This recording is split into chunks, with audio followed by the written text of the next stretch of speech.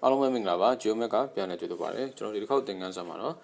့ကွန်ပျူတာတွေကနေပြီးကျွန်တော်တို့ဒီဖုန်းလေးကိုထည့်ထားတဲ့နော် Fieldmove Clino ဆိုတဲ့ application တွေကိုဘယ်လိုမျိုး install လုပ်အောင်လဲလေ့လာမှာဖြစ်ပါတယ်အဲ့တော့ပထမဆုံးကျွန်တော်တို့ဒီ Play Store ရှိပါတယ်နော် Play Store မှာကျွန်တော် sensor test လုပ်တဲ့ဒီ application တွေပေါ့နော် search လုပ်ပြီးတော့ကျွန်တော်ဒီမှာ install လုပ်ပြီးကြည့်လိုက်မယ်ဆိုရင်တော့ကျွန်တော်ဒီဖုန်းလေးမှာဆိုရင်တော့ဒီ Fieldmove Clino သုံးဖို့အတွက်လိုအပ်တဲ့ sensor တွေကဒီမှာကျွန်တော်ပါပြီးသားဖြစ်ပါတယ်နော်တန်တဲ့အိမ်မြောင်တွေပါတယ်ပါတယ်နော်ကျွန်တော် orientation တွေပါတယ်တိုင်းလို့ရတယ်ဒီမှာစိတ်နေတဲ့ဘေးကစိတ်နေတဲ့နေရာလေးတွေပေါ့နော်ကျွန်တော်စိတ်နေတယ်ဆိုရင်ဒါအဆင်ပြေတယ်ပေါ့နော်ဒီဖုန်းလေးကသူကကျွန်တော်ဟို Redmi ပေါ့နော် Redmi တန်ဖိုးကတော့တိတ်မရှိပါဘူးတသိန်းစုံစုံလေးပဲရှိပါတယ်အဲ့တော့ကျွန်တော်ခုနကတော့ကွန်ပျူတာတွေကနေပြီးတော့ download ချထားတဲ့ sorry ကွန်ပျူတာတွေကနေပြီးဒီထဲကိုကျွန်တော်ထည့်ထားတဲ့နော် file လေးရှိပါတယ်နော် Fieldmove Clino ဆိုတဲ့ file လေးအဲ့ဒါလေးကျွန်တော်ပြန်မသိမ်းထားလဲဆိုတော့ကျွန်တော် download ကျွန်တော်သိမ်းထားတဲ့ folder ပေါ့နော်ကျွန်တော်ဒီ download ဆိုတဲ့ folder မှာကျွန်တော်ထည့်သိမ်းထားတယ်ဒီထဲမှာဝင်ကြည့်လိုက်မယ်เนาะဒါလေးကိုကျွန်တော်ကတစ်ချက်နှိပ်ပြီးတော့ဒီမှာ install လုပ်လိုက်ပါမယ်အဲ့တော့ file size ကတော့ဘယ်လောက်မှမရှိပါဘူး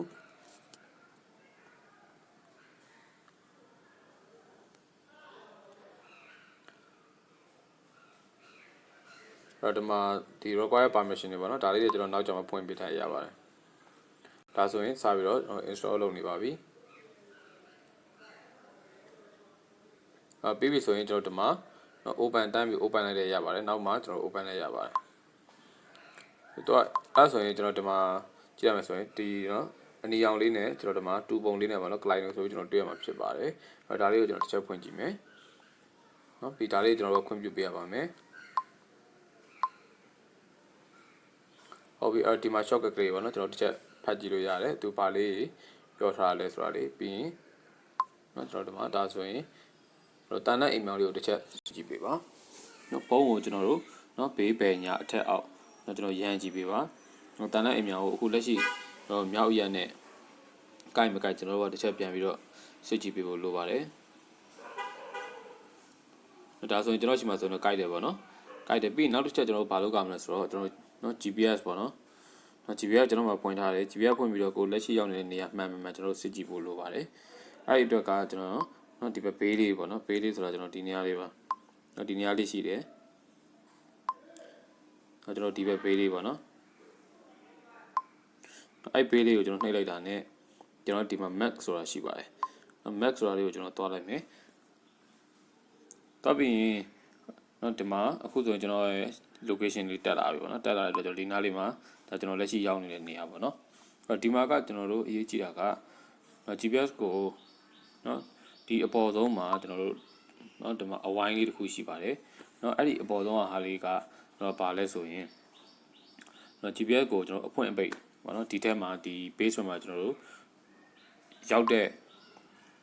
အခုဆိုရင်ကျွန်တော်ဒါဒီနော် enable လောက်ထားတာဖြစ်ပါတယ်ဒါဆိုရင်အလယ်မှာအမဲစက်လေးမရှိတော့ဆိုရင်သူက disable ဖြစ်သွားပါပြီနော် enable ပြန်လုပ်လိုက်မယ်ဆိုရင်ကျွန်တော်အလယ်မှာအမဲစက်ကလေးပေါ်ပါတယ်နော်အဲ့တော့ကျွန်တော်တို့ကကွင်းစင်းတဲ့အခါကျရင်အရေးကြီးတာကနော်ဒီဒါလေးကို enable လုပ်ထားပြီးလို့လိုပါတယ်တကယ်လို့ဒါလေးကပျောက်နေတယ်ဆိုရင်နော်ကျွန်တော်တို့ရောက်တဲ့နေရာကိုသူကနော်လက်ရှိရောက်နေတဲ့နေရာကိုသူပြပေးမှာမဟုတ်ပါဘူး Mac ကိုတော့တခြားနေရာတွေရွှေ့ကြည့်လို့ရမယ်ဒါလေးပြန် online မှာသာနေကျွန်တော်တို့ကကိုလက်ရှိရောက်တဲ့နေရာကိုပြန်ပြီးတော့ပြမှာဖြစ်ပါတယ်ဒါလေးကသတိထားမယ်အဲ့ဒါဆိုရင်ကျွန်တော်ရှိမှာက GPS လုပ်လို့ပြီးတန်တဲ့အိမ်မြောင်လည်းကျွန်တော်ရှိမှာအလုပ်လုပ်ပါတယ်အဲ့ဆိုရင်ကျွန်တော်ကဒီ application ကိုကျွန်တော်ဒီဖုန်းလေးနဲ့ပေါ့နော်သုံးလို့ရပြီဖြစ်ပါတယ်ဟုတ်ပြီကျွန်တော်တို့ကဒီမှာဆိုရင်ဒီ application ကို install လုပ်ပြီးတာနဲ့ကျွန်တော်ဘာရှိမလဲဆိုတော့ဒီ file manager ထဲမှာတစ်ချက်ပြန်ကြည့်လိုက်ရင်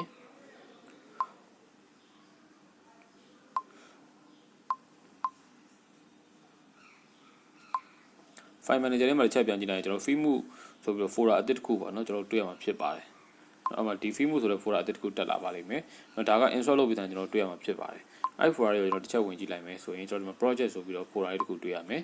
ပြီး project 1.fn ဆိုတဲ့နော်ဒီမှာ database file လေးပါရှိပါတယ်အဲ့တော့ဒါလေးက